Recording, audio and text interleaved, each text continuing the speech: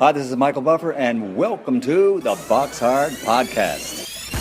Hello, everyone. This is Mikey Garcia. This the monster from the swamps, Regis Rougarou Program. Hey, what's up? This is King Carlos Molina, former IBF world champ. This is Michael, the Bounty Hunter, 2012 Olympian and your people's champ. This is Charlie Edwards, flyweight champion of the world. This is Fast Eddie Chambers, and you're listening to the BoxHard Podcast with my main man, Joey Coastman.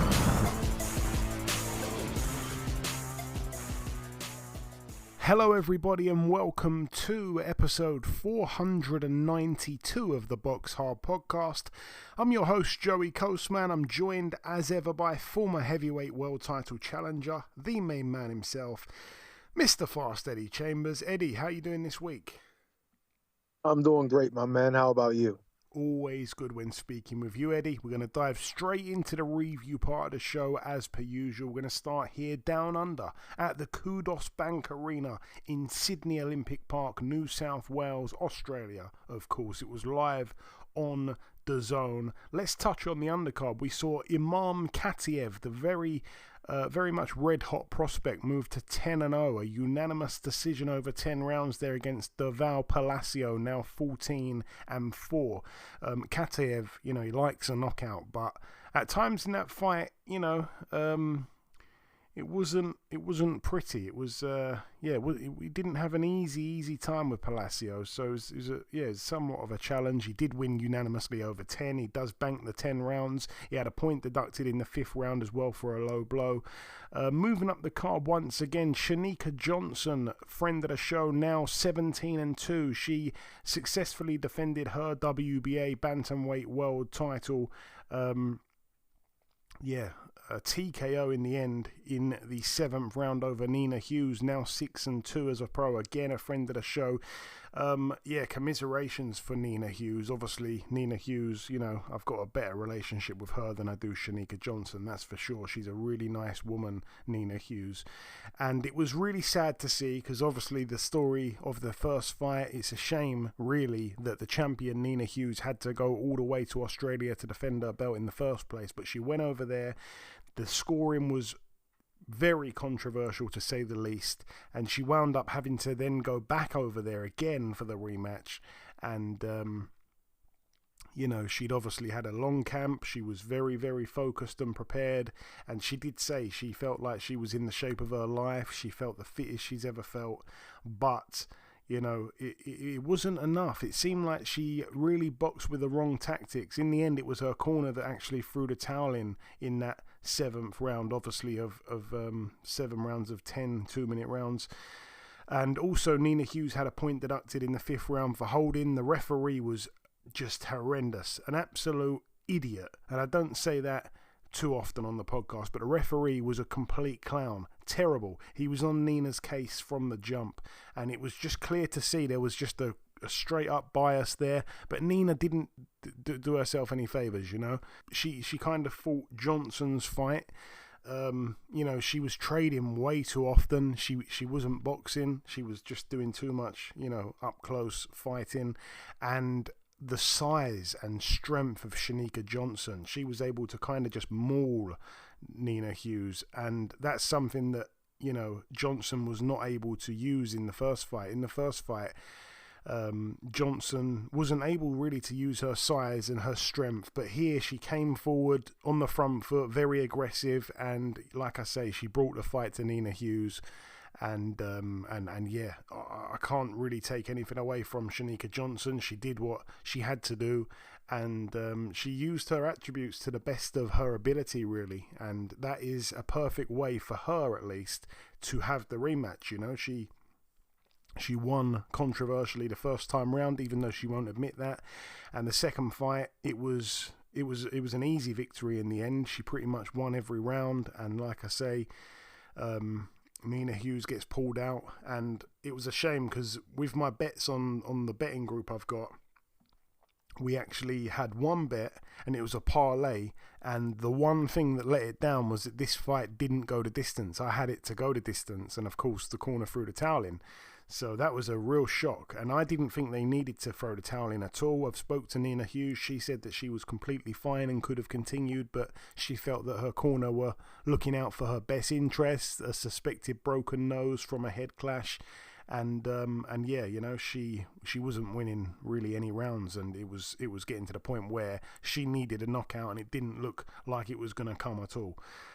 So yeah, you know, it was a bit of a shame to see her actually get officially stopped. You know, that's a black eye on her record, really.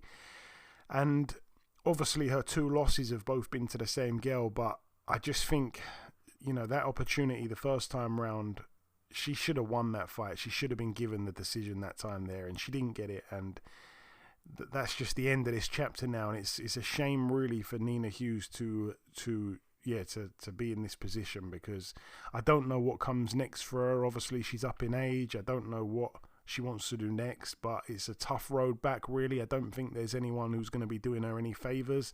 I don't think her face fits too much, if you know what I'm saying, promotionally and stuff. And she's a really, really good fighter, but she was just, she's too small for Shanika Johnson this time around. And credit to Shanika Johnson, like I say, for coming in with a much better game plan this time around. But yeah, I'm absolutely gutted for Nina Hughes, and that is an understatement. Moving on, we must move on. We had Skye Nicholson move to 12-1. She was dethroned of her WBC featherweight world title over 10-2s. She's a friend of the show, but she loses her O. She stepped in with the undefeated American Tiara Brown, now 19-0. Credit to Tiara Brown as well. Like I say, very, very, very impressive, especially to actually get a decision on the road in Australia. And they were talking about it in the build up to the fight, I believe. They were saying that, you know, this next fight, Skye Nicholson, she is Australia's golden girl, they were calling her. And I was just thinking, man, oh man, you know, Tiara Brown's got a hell of a lot to do to get a decision here. And credit to her, she did it. And like I say, it was a split decision. She brought the pressure. Skye Nicholson's kind of had that same style every fight, where she likes to box off the back foot. She's got a really good jab. She's got skills, but it's not pretty to watch. And Tiara Brown clearly had studied Skye Nicholson, and she really knew what to expect. And, you know, I think she was closing off the ring nicely. And like I say, she just brought the pressure.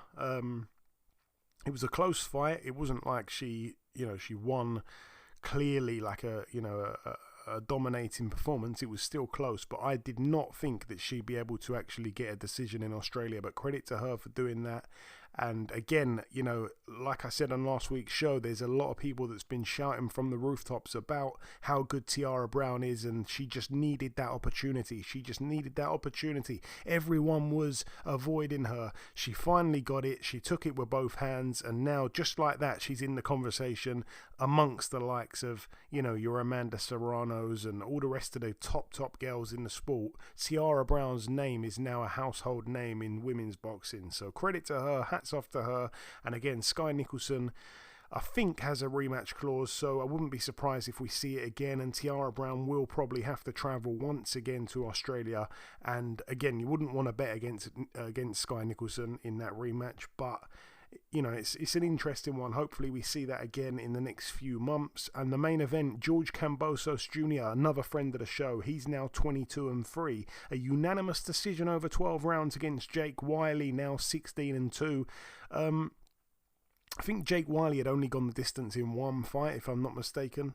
Sorry, yeah. Had only gone the distance in one fight. All his other fights had been by stoppage. He'd either stopped you or he'd been stopped in his one loss.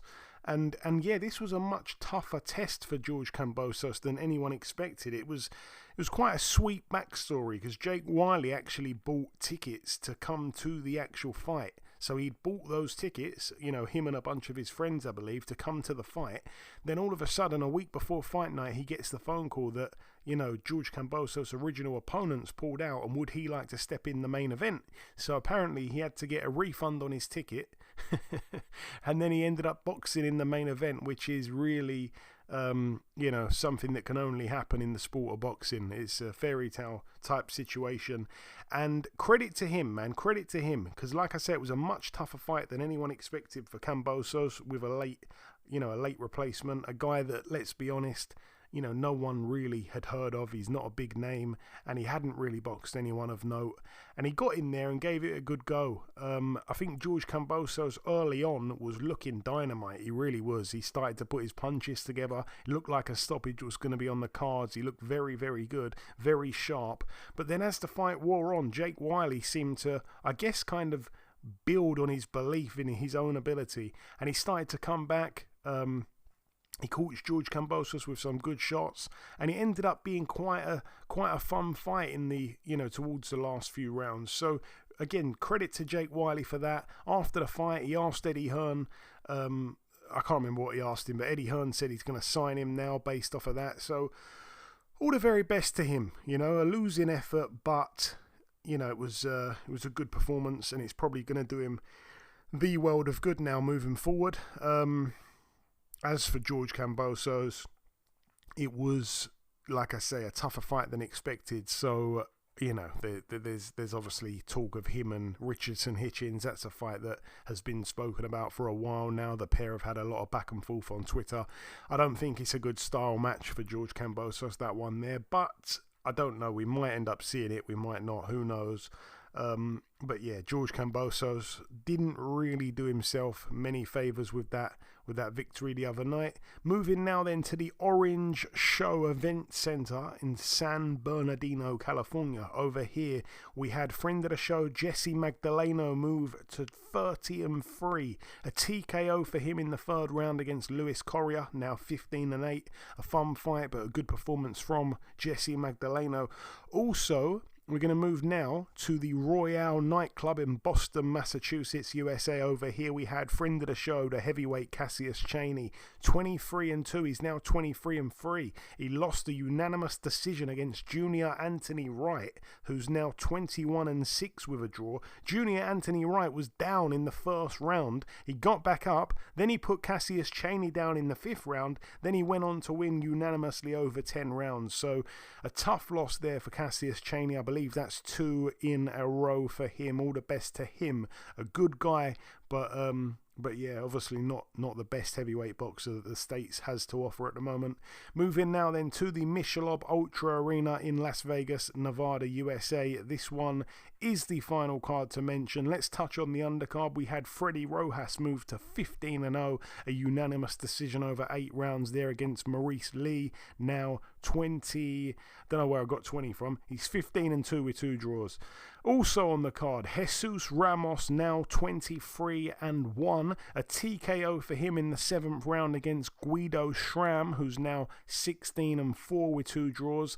It was good to see Jesus Ramos back out so soon after his last fight. He'd only boxed about 6 weeks prior to this, so I do think he's a guy you need to keep active. And he's boxed twice this year already. We're only in March still, so again, hopefully he has 1 or 2 more and gets back into the kind of top echelon of his weight division. So all the best to him moving forward. It was a good performance. Another stoppage again, back to winning ways. Also on the card, this one was a shocker. It really, really was. And what a disappointing situation for friend of the show, Terrell Gausha. He's now 24-5 with a draw. In the other corner, Elijah Garcia, now 17-1. Garcia down in the first round from a fantastic shot from Terrell Gausha. A split decision win over 10 rounds for Elijah Garcia. Let me just put this into context. This was a fight that in my boxing betting group I had picked Gausha to win. The odds on that were 15-2, which is basically 7.5 to 1 if you want to cut it in half. So basically, if you were to bet $10, you'd get back 75 plus your stake, meaning $85. They had Terrell Gausha as a massive underdog. I felt that Terrell Gausha's pedigree, his experience, and his boxing skills could really cause Elijah Garcia issues. I said it on last week's show. I got it absolutely spot on. It went exactly how I thought it was going to go. The only surprising factor was that Gausha had Garcia down in the very first round. Aside from that, everything else was completely on point. Gausha was giving Garcia an absolute boxing lesson. He started good. I'd say Garcia came back in the mid-rounds a little bit, but then Gausha finished really strongly.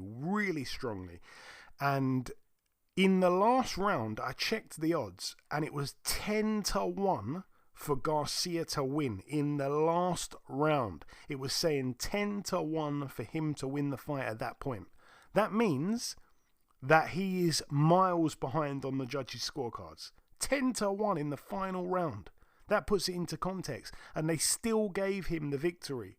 It was one of the worst robberies I can remember in recent years. Sickening. And Terrell Gausha as well. It's not the first time he's been involved in a close decision loss. This has happened before.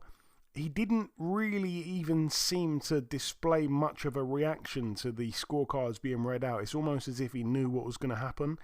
He didn't seem mad or anything like that, but a shocker. And the whole of social media has gone into a meltdown about this. It was a sickening decision there for the home fighter. I feel for Gausha because, again, he's a guy that has boxed absolutely anyone. He's got a good resume. And he's just one of them guys, I don't understand. He's obviously not gonna. It's not looking like he's gonna win a world title, so he's gonna wind up probably retiring without winning one, and it's a great shame because he was more than good enough to be a world champion. There's much less talented guys in the sport that have become champions, and he's been right there, a top contender for years and years, and his losses have been close and things like that. And he just hasn't had that bit of luck, that last little bit of luck that maybe he needed. He just hasn't had it. And it's just a shame because he's a good guy. He was on the show as well years ago. I think it was before he boxed Erislandy Lara. But he really has got a fantastic resume, Obviously lost to Lara. That one was for the world title, I believe, back in 2017. Had a fight with Austin Trout. That was a split draw. He boxed... Erickson Lubin, he lost that one unanimously, but again was a very competitive fight. Lost to Tim Tszyu as well. That was where he had Tszyu down in the first round. He's always given really good tests to all these guys, and also he lost as well to Carlos Adames as well. It's a big shame for Terrell Gausha. So I'm gutted for him really, and Elijah Garcia knows as well. He is not. He's not worthy of certainly didn't deserve to win that fight. Even if I'm not mistaken, I think it was Abner Mares. I really don't want to say the wrong name. I'm going to have to edit it out if it wasn't Abner Mares. But it was a mad situation. Abner Mares was commentating, and he actually said, do you know what? I'm friends with the Garcia family, the Elijah Garcia family. I'm friends with him. I'm friends with his family. But... that was BS, and he needs to be like, I'm going to go and tell him after this broadcast that was BS. You didn't deserve to win that fight. That was what his own family friend was saying live on air. That's how bad the decision was. Sickening.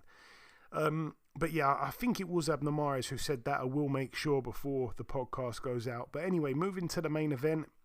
We had Sebastian Fundora move to 22-1 with a draw. A TKO victory for him in the fourth round, successfully defending his WBC and WBO super welterweight world titles against the man in the other corner, Chordell Booker, now 23-2. It was pretty much, for me, as expected, really, from Fundora, from the fight itself. Chordell Booker had been stopped early against Austin Ammo Williams, who for me is a few levels down from Fundora. Fundora looked good. It was a good, solid title defense. I don't necessarily think that, Booker deserved the world title shot, to be honest with you, but, Fundora has proved before he'll fight anyone. I think it was... a little bit of an easy touch, I suppose, for his usual level of competition. You've got to, again, look back at his resume. He took Sergio Garcia's O, he's boxed Lubin, he's boxed Brian Mendoza, he's boxed Tim Tszyu, and then he decided to have this fight here against Booker. So, yeah, it was a dominating performance, one-sided fight. He won the first 3 rounds across all 3 judges' scorecards, and then got the stoppage in the fourth. And I actually bet on that fourth round stoppage. I think it was about 17-1, I believe it was. So that was nice as well. So Anyway, good performance from Sebastian Fundora. That brings the review part to a close. It's now time to welcome this week's special guest. Ladies and gentlemen, please welcome the trainer to top-ranked world contenders. It is, of course, my good friend, Mr. Richie Sawyer. Richie, welcome back on the show. Hello, Joe. How you doing? Always good when I'm speaking with you, Richie. So, we last... Good? He's good. We last spoke back in January of last year. Just to check in, man. How have things been since then, mate? It's been 14 months. Yeah, it's been all right, Joe. Busy. I think that's the right way to put it. Busy. I've got my two fighters ready to go. They're on big fights, aren't they? Yeah, they certainly are. Let's talk about the first one. You've flown out this morning to Gibraltar nice and early, for your fighter Kaisy Khademi's fight on the weekend against Sean Bruce for the Commonwealth title. Richie, how's camp been for Kaisy, and how is he feeling ahead of this one? It's been a good camp for Kaisy.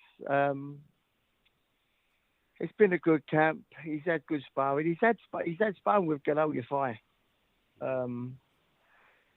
Which, do any rounds with Gibraltar fight, you're going to get good learning up there, up with Rob McCracken at the GP squad up there. So that's always good.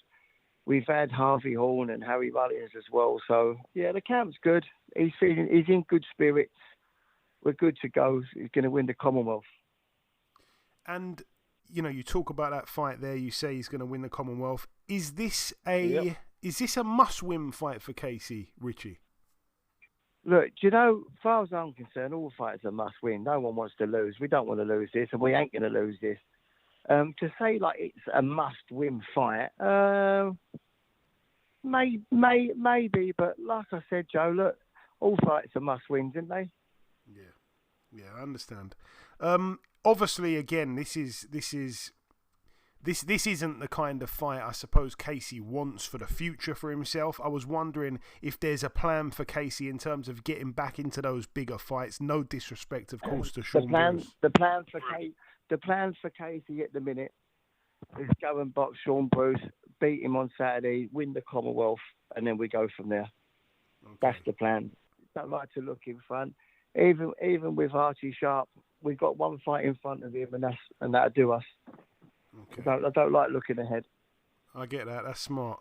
Archie Sharp. Let's talk about him. Obviously, you made the decision to pull him out a few weeks back against Liam Dillon. Obviously, he was ill. Yeah. In stepped Mace Ruegg. How did you see that fight, by the way? Who did you think won, Richie? It was close, but I had Mace winning. Okay. I thought he won the fight. I know people that was there as well, watched it live. They thought Mace won, but I don't want to take anything away from Liam Dillon. He done what he had to do. It's not, he ain't a judge. He's just a fighter, and he won. So, fair play to him, and that's what it is. It does, whether I think Mace won or you think Mace won, it is what it is. And Liam Dillon won the fight. Fair play to him, and he moves on.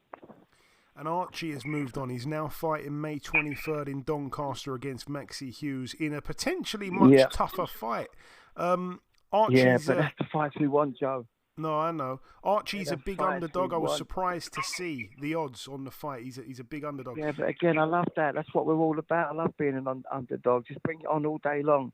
The bigger the fights for Archie Sharp, the better he's going to be, Joe. Promise me. Mark my words. Richie, I can't wait for the fight. How's Archie doing, and how confident are you as a trainer that he's capable of pulling off this upset? Right, can I be totally with you? We're honest with you, and I don't know how people's going to react to this. But if Archie Sharp wins, to me, it ain't an upset. It ain't an upset. We're going to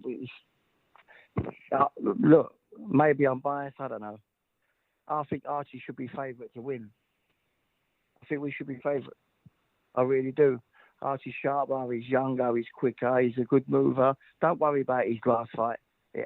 What happened, But the way I've got, me and Archie, we're back together now how we used to be. It's just me and him, Oliver and Shane, training now, doing what we do. Archie Sharp will probably look his ever best since he's ever been. I think there's a lot of people, Richie, and you'll have to understand this. You know, they look at Maxi Hughes, especially in recent times, and obviously he's boxed a lot of different fighters with a lot of different styles. I think a lot of people were very impressed of how good he looked against that giant southpaw puncher, Gary Cully. I think people were reading into that. Look, that was a good win. Maxi Hughes is a great fighter. He's a good fighter. He's experienced. You know, look, I'm not stupid. I know why he is favourite. I'm just, you know, that's just my opinion. I think Archie Sharp should be favourite, but I know why he's favourite.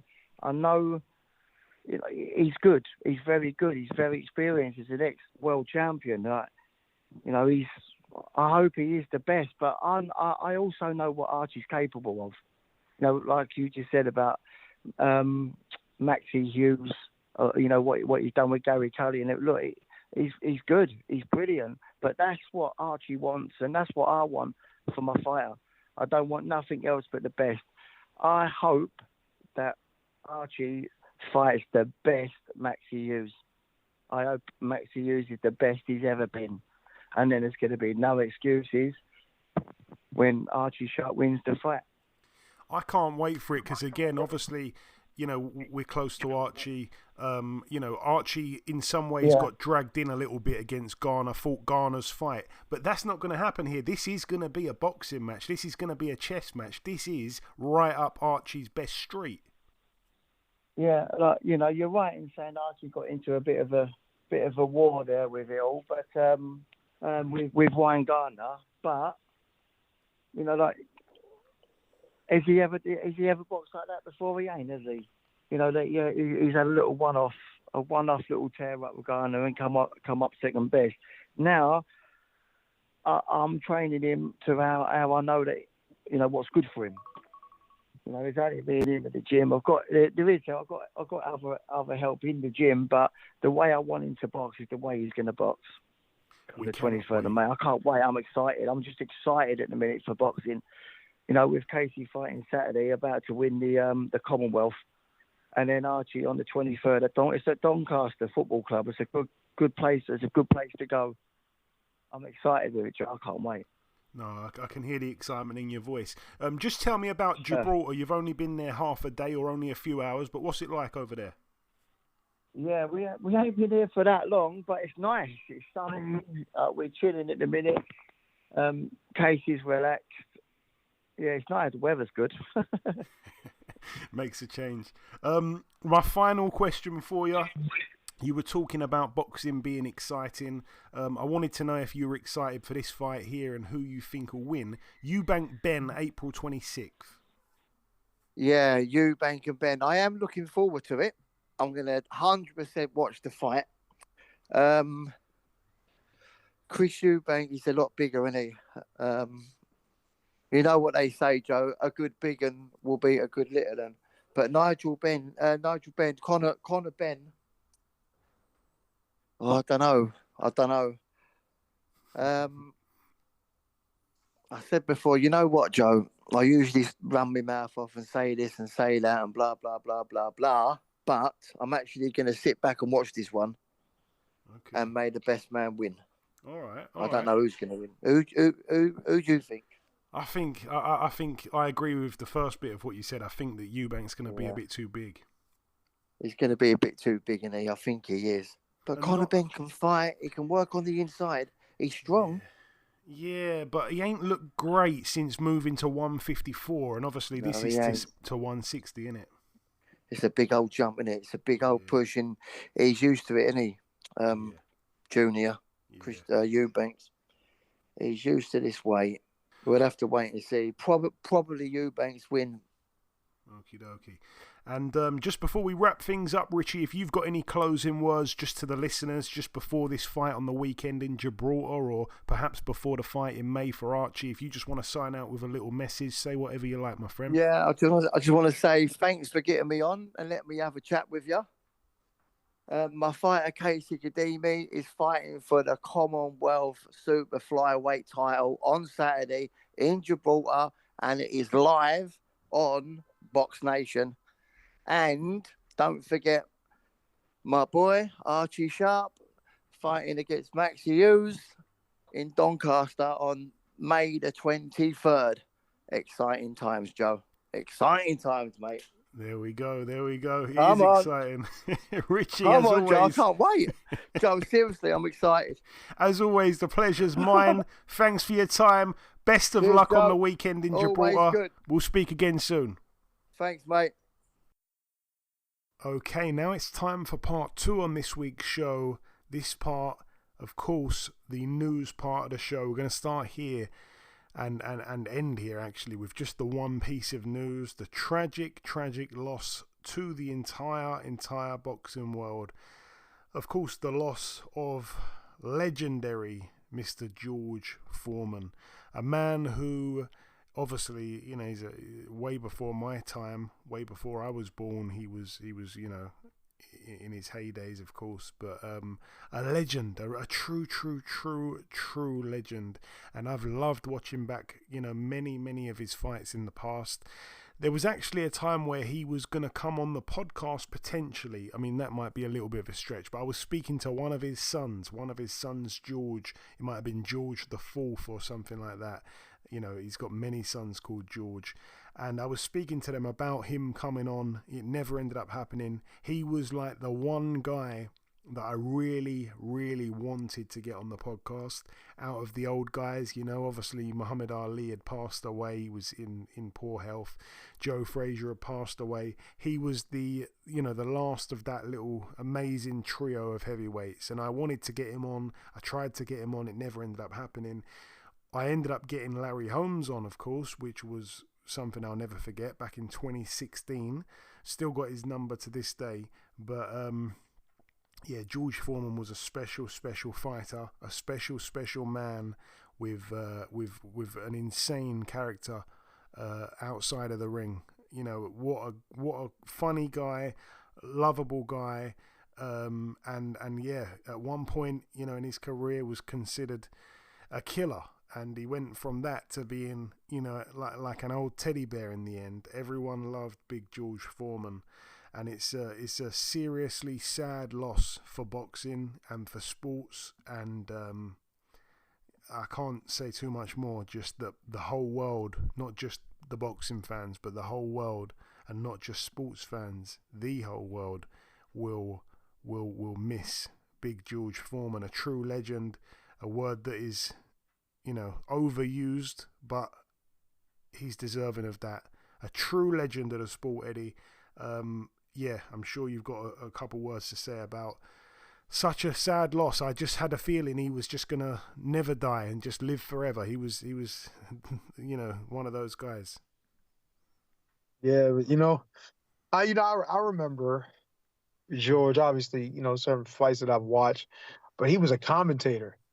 You know what I mean? For a good period. I don't know if, you know, you were kind of young, Joe, but he was a commentator for a lot of those 90s fights. He was a big De La Hoya guy. And I used to always kind of, because it wasn't that I didn't like De La Hoya. I enjoyed the fights he had, but I was always rooting against him in the fights that we watched. But it seemed like George is such a supporter of Oscar De La Hoya, and that kind of drove me crazy, as you know, for his commentator bit. But his personality, some of the things he said, he was extremely clean cut. The way he spoke, you would have never thought that George Foreman was a villain in his heyday. So at the time, I mean, I'm new to boxing. You know, obviously my dad had me in it. I've been paying attention, but I wasn't necessarily going back in history watching old fights as much as I started to do, obviously, a little later. But I found out that George Foreman wasn't this, you know, guy that had this nice grill and all of these things he's doing and doing these Monarchy commercials and, you know, all of this other stuff. And I'm like, man, George Foreman just seems like a real good, lovable guy. Like you said, like a big teddy bear, Joe. But then you go back and look at his fights, and the demeanor didn't really say much. He had that attitude like I'm seek and destroy. He just was like the big villain, you know, back in the day. And when he fought Ali, everybody was against him. Like he said, he wanted to postpone. I think they were saying he wanted to postpone the fight and in Africa and Rumble in the Jungle. I think it was, and the reason was he just didn't feel comfortable. You know what I mean? The people made him feel like everybody was against him. It was like everybody was with Ali, and it was just the persona that he had at the time. It was such a contrast to what he actually became as he got older and more experienced, and got into the church a little bit more and just started doing things a little differently. And that break from boxing from, 1977, where he had that loss to Jimmy Young, to the 87 when he has come back and had that long stint that Joe just let me know. And it's funny because I'm older, I should be knowing these things, where he had 30 fights in his return, which is incredible. Like I always thought it was just like, oh, George fought a few fights here and a few fights there. He might have had 5, but he might have had 10 fights total in his return. This man had 30 fights and from 38 to 45 before he won the title, which is crazy to me, is that an older man like that can come back after retiring for 10 years and then fight similarly but somewhat different, with a little more skill than he had back in the day, but at the same time still, pretty raw and rough and rugged, but just had those heavy hands. You know what I mean? His outside the ring persona, especially as an older man, really would make you miss, because his miss him. Other than obviously the electrifying fights and him winning the title at such an old age, it's an incredible thing to see, but it's the personality, him being able to change what he was from when he was, from I don't want to say crazy, but a rugged young man to then that wise old fox, you know what I mean, kind of thing. Like, wasn't damn fox, he was more like a grizzly bear, but you know what I mean. Regardless, he fought with more IQ, even though, like I said, it was raw. Like in getting that 1-2 that he landed twice in a row. I don't know how he did it. And I don't know how Mike sat there and waited on the second one after the first one landed. But damn, that 1-2 was crispy. It wasn't the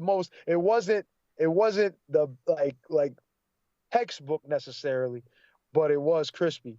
And when it landed with them heavy hands, I knew Mike wasn't getting up. So unfortunately, we had to lose. We lost a great one. We had to lose one. It was going to be a time that eventually, the guy was going to go. But you look at him, and it was funny. I'll say this last thing. I didn't know he was 74 when he did that.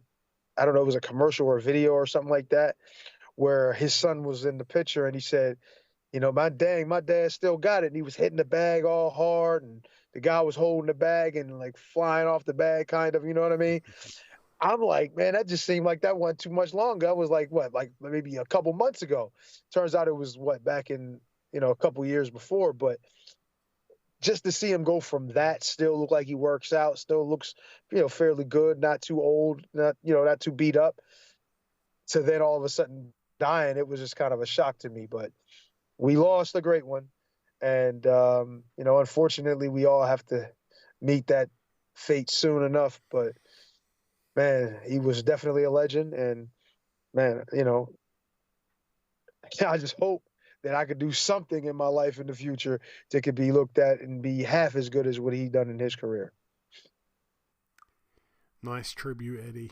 Yeah, I remember that video as well. My daddy still got it. That was brilliant. And back in the day as well, there's a fantastic video. I think it was the BBC back in the day. They managed to get Joe Frazier, George Foreman, and Muhammad Ali all on the sofa at the same time. And George at the time, I think, still had a foot in boxing. Joe Frazier was retired. Ali was showing signs of his poor health. And it's a really, really good interview having the three of them there. And George was so funny. He had so much charisma, and he was talking about the rope-a-dope fight, the rumble in the jungle, and he said, I was the dope. And he said, why'd you do that to me, Ali? And he said, I'm never gonna forget that. It was just so funny. He was full of jokes. What was you gonna say, Eddie, before we move on? No. I was just agreeing. I seen a clip of that when he was when George mentioned Ali, and he said he used to do this thing where he just had this like stare, and he said it wasn't working on Ali at all. Like he said, and Ali he said he threw a shot that he thought he could knock a house down with. And Ali said, Big Joker, is that all you got? And he's like, yo, he said he wanted to put his hand up and get out of the fight before he got knocked out. But yeah, that just shows, man, they really had a serious, healthy respect for each other, and they were all great. Yeah, brilliant. And also, I think I'm right in saying that his movie, George Foreman's movie, is on Netflix now, if I'm not mistaken. So anyone who hasn't seen that, I watched it as soon as it came out in the cinemas, but anyone who hasn't seen that and has got Netflix, you've got to go and watch that. It's a fantastic movie. It's not a documentary. It's actually a movie where there's a young George Foreman, like an actor playing him as a kid, and then an actor playing him as an adult, and it's so insightful. There's lots of bits in there that if you don't know everything about George Foreman, you wouldn't know about. It's a fantastic film. So definitely, if you haven't seen that, you have to watch it. It's a must watch, especially in light of his very, very tragic and sad passing. But we must move on. We're going to move now to the preview part of the show. This one goes down tomorrow at the Planet Ice in Cheshire, United Kingdom. It's going to be live on DAZN. It's a really, really poor Matchroom card here. And I don't want to be negative, and I haven't really said this in the past, but I feel like this is just kind of what we're getting now in the UK from Matchroom. We're not getting a great card, and we're not getting a great card again. It feels very much like a next-gen card again. We're getting 7-0 Cameron Vong stepping in with Jordan Flynn, 11-0 with a draw. This one for the vacant WBO European lightweight title over 10 rounds.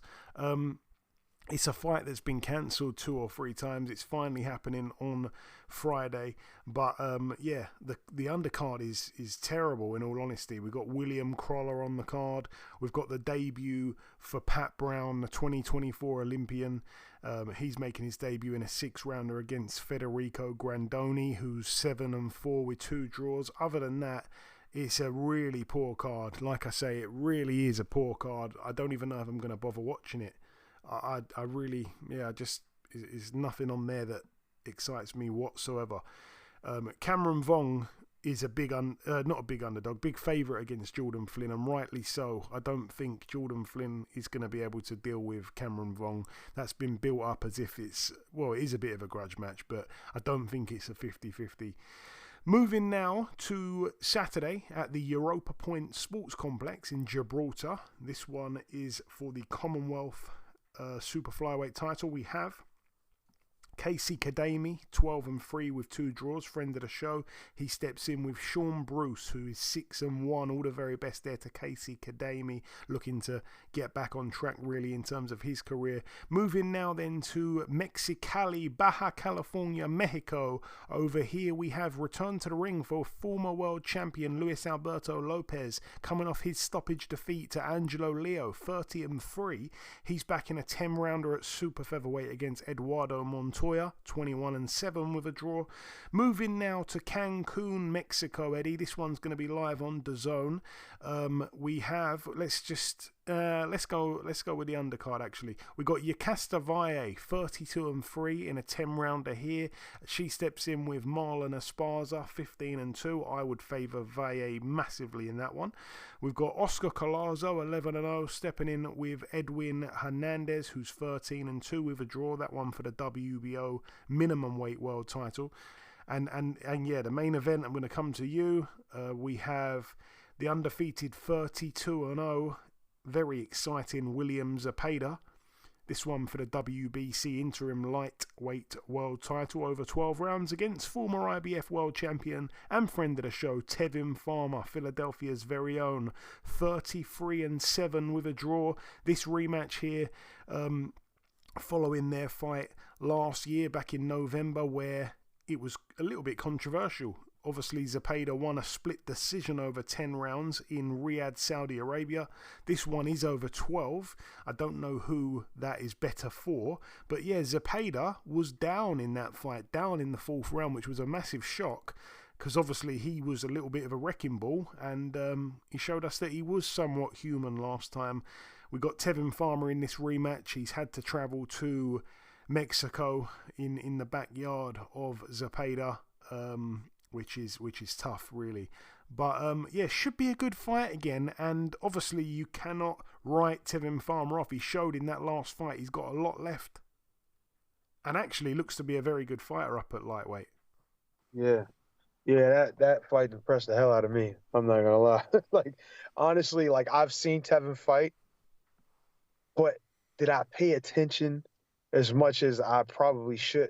You're guilty of it sometimes. You know what I mean? You'll watch a little clip here, a little clip there.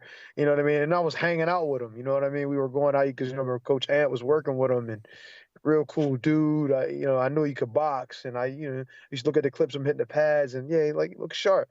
But I never really got a chance to really sit down and watch the skill level, and it just impressed me, man. I look at him as like a little left-handed James Toney.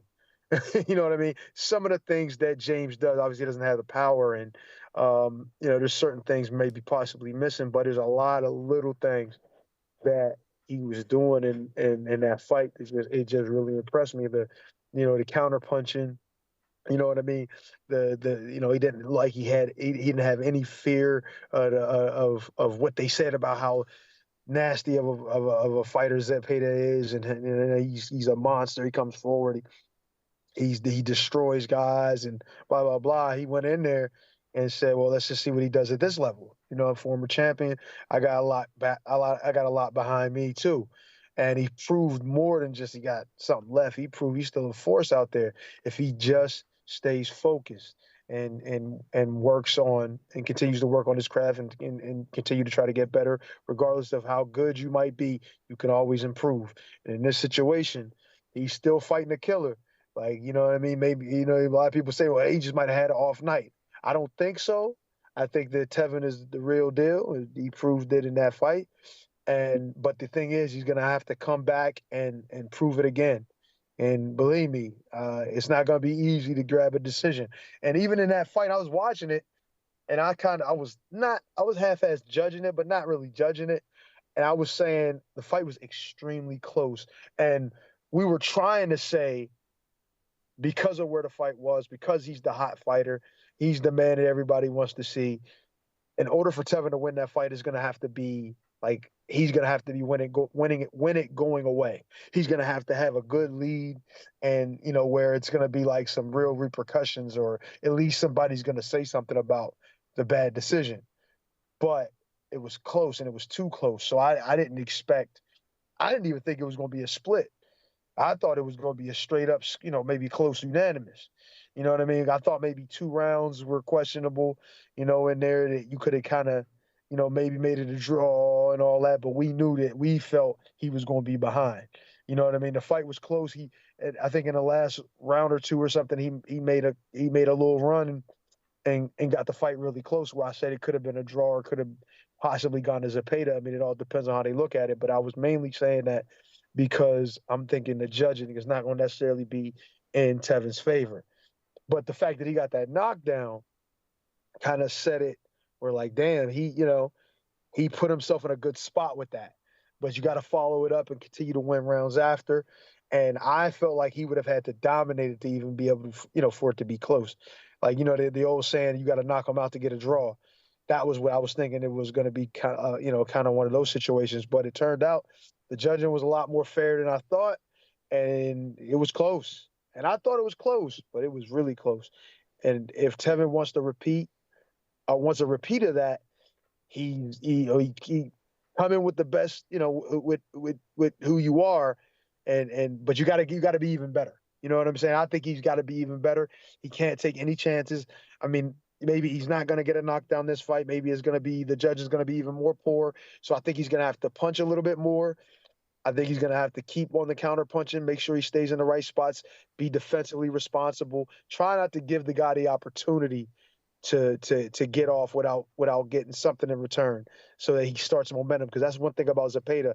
If he gets that momentum going, he gets them hands on you, that he's just going to pick it up. It's going to snowball. So if you can make him, as he comes forward, keep running in the shots, keep walking on the shots, it'll probably, I'm not going to say it's definitely not going to just, disrupt what he's going to, it will disrupt what he's trying to do, but it's not going to stop him from coming forward, or at least, maybe unless you knock him out or drop him, and he's going to come forward regardless, but at least it'll give you, the upper hand. He land those counter punches, those big showy shots. The judges have to, take that into account. So it's a good fight. I'm looking forward to it, and I'm watching this one for sure, Joe. Can't wait for your analysis next week then, Eddie. Moving now then to the Fontainebleau, Las Vegas, Nevada, USA. Over here on the undercard, we have Emiliano Vargas, 12-0, back in an 8-rounder against Giovanni Gonzalez, 20-7 with 2 draws. We also have Bruce Carrington, 14-0, very likeable guy. He's back in a 10-rounder here against Enrique Vivas, who's 23-3.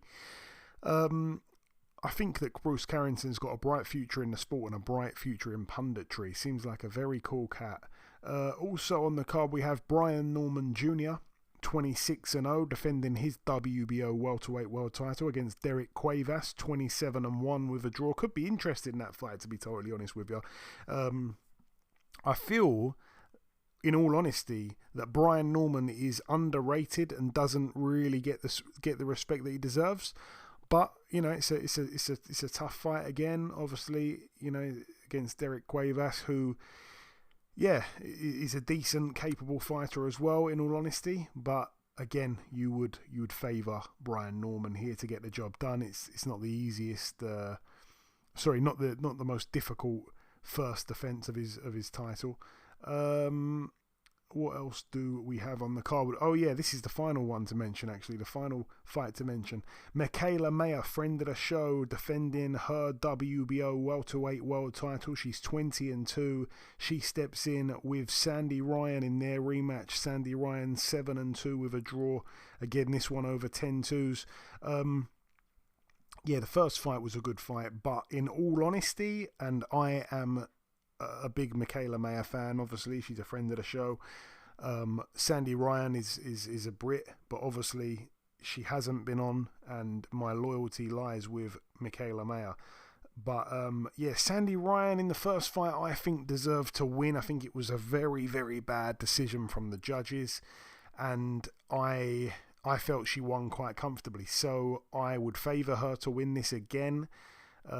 Again, it's a little bit like Nina Hughes in the fact that she is having to go once again to the backyard of the other fighter for the rematch. So that's a bit of a shame for Sandy Ryan, but she's very, very good, very, very talented, and for me, she will probably win the fight on points this time round. Like I say, I thought she did enough last time. I didn't think it was too difficult to score. I just want to look back at those scorecards, actually, from that last fight, just to give myself a little reminder. They were 97-93 Mayer, 96-94, and 95-95 a draw. Interestingly, the 95-95 was the one British judge. This time around, I don't know who's going to be judging, but I felt that she did enough, but we'll have to wait and see. But anyway, it's a good clash of styles. It was a good fight first time round. I'm sure it will be a good fight second time round. Moving now then to this one. It goes down, it's the final card to mention. It goes down next Tuesday, which, funny enough, is April Fool's Day, and it's not a joke. It's at the Texas Theater in Nashville, Tennessee, which is interesting. But anyway, over here we have, again, it's not a joke, but it's return to the ring for 59-year-old former heavyweight world champion Oliver McCall, 61-14. He's back against an undefeated fighter who's 7-0. James Tanksley, 7-0, back in a 6-rounder here. So all the very best there to the Atomic Bull, Oliver McCall. I just want to look at his opponent, actually. like I say, 7-0. Oh, this guy. Oh, okay. This guy is 52. Unbelievable. Oh man, oh man. James Tanksley, 52 years of age, 7-0 with 4 KOs. He's a 6 foot. Huh? Yeah, I'm sorry. I ain't laughing at him. Like, who am I to laugh? I'm old too. He's a 6 foot tall heavyweight who made his pro debut in 2014 and then didn't box till 2022. So he had 8 years out the ring. He almost did a Foreman. He hasn't beaten anyone with a winning record, and his last fight was in January the 17th, which was Muhammad Ali's birthday. He had a majority decision victory over 4 rounds against a guy who was 3-20. But yeah, anyway, he weighs 250 odd pounds and he's 6 foot tall. So yeah, all the very best there too. Like I say, Oliver McCall, aka the Atomic Ball, at the ripe old age of 59 years of age. He's got 40 KOs. He's probably going to win this fight.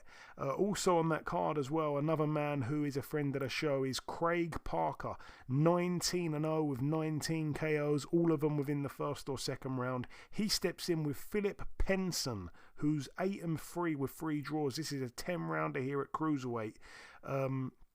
Craig Parker's opponent, though, Philip Penson, I looked on his record and he hasn't won any of his last 4.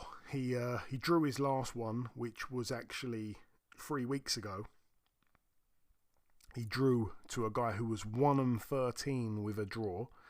And then prior to that, he hadn't boxed since 2017, where he lost a fight to a guy who was 2-1. Then he lost another fight that same year to a guy who was 8-1.